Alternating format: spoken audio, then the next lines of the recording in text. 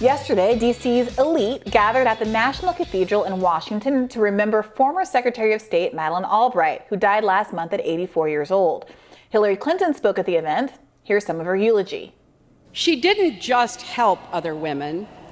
She spent her entire life counseling and cajoling, inspiring and lifting up so many of us who are here today. So, the angels better be wearing their best pins and putting on their dancing shoes, because if, as Madeleine believed, there's a special place in hell for women who don't support other women, they haven't seen anyone like her yet. Some people might think that she's going to discover whether or not there is a special place in hell very soon. The former First Lady's memorialization of Albright was certainly kinder than Albright's own words of remembrance for some of the 500,000 Iraqi children killed as a result of sanctions levied under her direction. Here she is in a 1996 interview. We have heard that 500,000 children have died. I mean, that's more children than died in Hiroshima. And you know, is the price worth it? I think this is a very hard choice, but we think the price is worth it. Joining us now is co-host of the Useful Idiots podcast and host of the Katie Halper Show, Katie Halper. Welcome back to the program. Thanks for having me. I wonder what price she would think is not worth it. If that's the standard. That's Katie, not coming close yet. For those who might think we're being too harsh, lay it out for us. Why do you think that so many people are put off by Hillary Clinton's memorialization put it in the context of Madeleine Albright's legacy? Yeah. So Hillary Clinton is referring there to a quote that Madeleine Albright was fond of using, which is there's a special place in hell for women who don't support other women or women who don't help other women.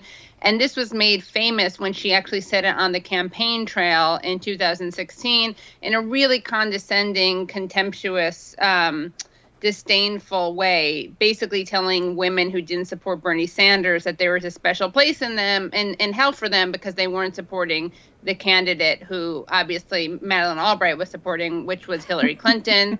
Obviously, you know, this is an example of focusing on the gender of the candidate, not the gender politics of the candidate, and not the gender of the people who were killed by Albright. Obviously, you know, Hillary was much more hawkish than Bernie Sanders.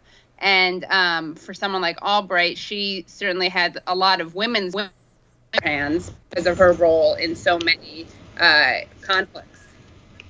Right. It's the kind of mindless rah-rah feminism that's not considering like the actual issues that matter to a lot of women, but just to people being killed. But it is reflective of, as you said, Hillary Clinton's more hawkish ideology. And like, I don't know, I do find it, maybe you disagree with me entirely, that's fine. I do find it a little ghoulish when somebody dies and then you start immediately like being like, good, I'm glad they're dead and here's all the evil things they did. Maybe that's just a personal thing. I'm not saying it's not called for here. I can't help that that's how I feel about it. I don't feel about it like more strongly in this case than any other case, but well, you don't have to celebrate someone's death, but you can criticize the way someone is being whitewashed. Right. And also you can certainly criticize the celebration of a Madeleine Albright quote, which she herself had to apologize for. I mean, this is kind of peak Clintonian Hillary Clinton, that she doesn't even have the wherewithal to realize that she shouldn't be quoting something that Madeleine Albright had to apologize for. She did apologize for that. She said it was inappropriate for her to use in that context because it was such a condescending, stupid thing to say to women who supported Bernie Sanders. And of course, again, it just actually was a perfect example of how gender and feminism were weaponized to get people to support someone whose policies were not as good for women. I mean, ranging from foreign policy stuff to minimum wage issues, which is, of course, an issue that affects women disproportionately. Tim Kaine. Sorry. Who? Picking Tim Kaine as her vice president, right. who had not the best record on abortion. Doesn't ring a bell to me. I'm not sure I know who that is. That's one of those ace Kamala picks that are really trying to bring together a broader coalition who otherwise would have been interested in the candidate. Never heard of him. Hillary, I will say that they both better hope that there's not a hell, because if there is a hell, I think that there's some devils who are going to be putting on their dancing shoes and pins, because again, Madeleine Albright has a lot of blood on her hands, and especially when it comes to, if you want to support women, a way to support women is not by condemning their children to death, which she did with the sanctions, and then defending it. Yeah, so why do you think that someone like Hillary Clinton, I mean, she continues to step in it in these ways? Even if you're good friends with Madeleine Albright, I can see a way of eulogizing her that doesn't quite attempt to paper over her record in that way. She continues to have these media hits, whether in her masterclass, which we recently had the pleasure of discussing on a different show, or in the documentary that came out, I think in the midst of the 2020 cycle, talking about what had happened. She keeps over and over again hitting these same kinds of tone-deaf notes. Why do you think she doesn't seem to still pick up on how these kinds of comments are going to be received by the broader public? She's really bad at reading the room. Well, I think it just speaks to this total entitlement, this lack of, there's no accountability. She's never been forced to kind of face the music. You know, every day she blames Bernie Sanders and Russia for losing the election that she herself lost. I mean, Bernie Sanders did more to help her win the election, did more campaigning for her than Hillary did herself, I would say. So it's not surprising. I mean, Bill Clinton must be like rolling his eyes, because say what you will about Bill Clinton, he's pretty good with when it comes to turn of phrase. I wonder if she showed that to him before she delivered it, because it wasn't a good move. It was also self-congratulating, of course, and it was all about Hillary land and Hillary world and Planet Hillary. But that also is very on brand, so not surprising.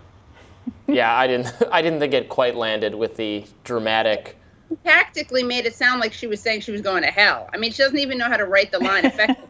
When I saw it, I was like, huh, what?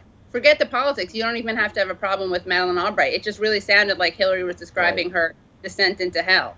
She really needs a better writer. Bree, she should hire you.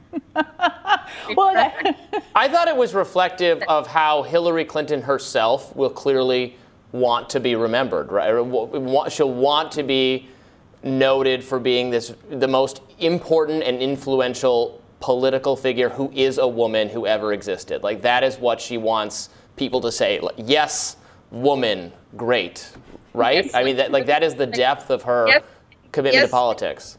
Yes, slay queen, and in this case, literal slay queen, like literally slay, you know. And talk about crashing the glass ceiling. They did that with the heads of all these women. I mean, it's not funny, but that always makes me laugh, because I think of the violent imagery of the glass ceiling, and like they shattered a lot of glass ceilings or a lot of regular ceilings over the heads of lots of women in the wars that they commanded or supported or helped justify and lied about, whether it's Iraq or Kosovo.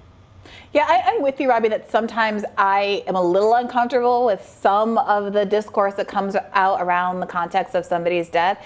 But I think Katie's point, when someone is being eulogized in a way that is rehabilitative, and also when someone's record is as clearly egregious as Madeleine Albright's and has gone under the radar in large part because the way identity has been weaponized to protect her, it almost feels like an obligation to use this moment when everyone's paying attention to call that out. And I don't know that you can be too critical or too pointed in this moment, given the legacy that we're all, that millions of people across the world are still living with because of this woman. So, Katie, I appreciate you bringing attention to it with a little bit of wry humor, as always.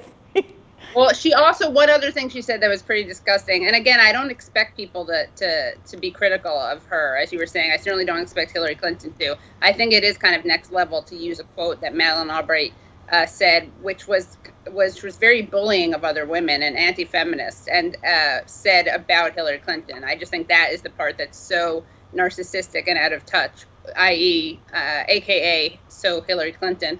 But another thing that Madeleine Albright did, which there were some protesters who came to a book signing of hers in Prague, and she called them disgusting Serbs and told them to get out, which was something that has not received a lot of attention. Again, it's not something I expected Hillary Clinton to bring up, but it's especially troubling given her role, of course, in Serbia. And her investment firm, Albright Capital Management, was preparing a bid for a majority stake in Kosovo's state telecommunications company. Yeah. Yeah, I also don't see that as something that I would expect Hillary Clinton to bring up in the context of the funeral. Obviously, I'm not laughing at the comment itself, but at the visual image of somehow Hillary Clinton shoehorning that pejorative into the middle of our remarks. But you're right. Apparently it's on YouTube. I just Googled it. What is it? Get out, she says. So wow. We got to remember for that too. It wouldn't be fair to her legacy if we forgot that. Well, thank you for not allowing people to do a revisionist history. Your historical memory is a real treasure, Katie Halper. Thank you for joining us. Thanks. And we will have more Rising after this.